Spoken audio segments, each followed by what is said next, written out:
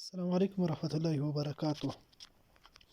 په سوشل میډیا کې به تاسو یو بې غیرته او بې دینه یو رذیل انسان لیدلی وي چې هغې ته کاري عیسی وایي.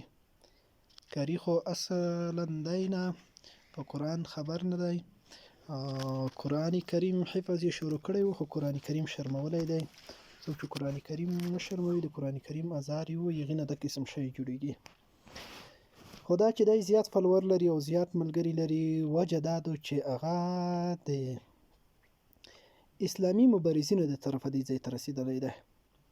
هغه یو بې دینه او بې مذهبه خبره وکړي، هغه یو داسې خبره وکړي چې هغه خو په اسلام او په شریعت سره خو څه چې د عقل نه هم خلاف وي، بیا موږ مبارزین ورته شروع شي، دې کړي او دا دې کړي دي، دا دې کړي دي.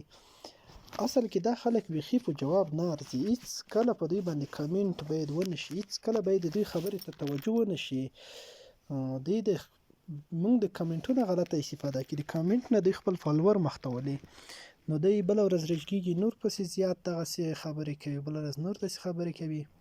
او قسم دې ورته حیران به شي، ته به وایې چې په اسلام باندې رښتیا دوی پوهېږي. ناز په اروپا کې وي، هلته به سپي مینځي او د کفارو غلام او مزدوري به کوي، او دلته به په امارت پسې لګیا وي او یا په علماو پسې لګیا وي. دا اصل کې ذلیل او رسوا خلک دي. دا د بل چا په چرچ کې دي، دا د بله طرفه چرچ کېږي، دوی ته پیسې ورکولی کېږي په دې باندې.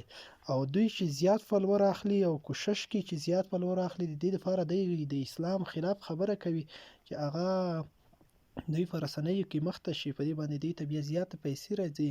نور دوی سره د اسلام، د کفر، د وطن یا د وطن د بچي د هېچا غم نشته ورسره. که چېرته د وطن یا د اسلام غم ورسره وای، نو دوی په وطن کې پاتې شوي وو، د بچیانو بې غم کړی وو. خو دا هېڅ هم د دوی سره نشته، نو دوی باندې هېڅ باید کامنټ ونه شي، هېڅ دوی ته جواب ورنه کړی شي.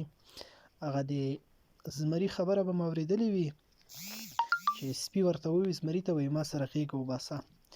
زمري ورته وایي غېږ نه در سره وباسم. سپي ووایي که غېږ را سره ونه وباسې، ټول سپي به خبر کړمه چې دغه دی زمری ما سره غېږ نه وباسي، نو تا ته به پیغور درکړي.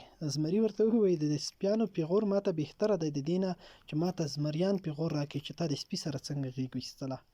نو د دې خلکو سره هېڅ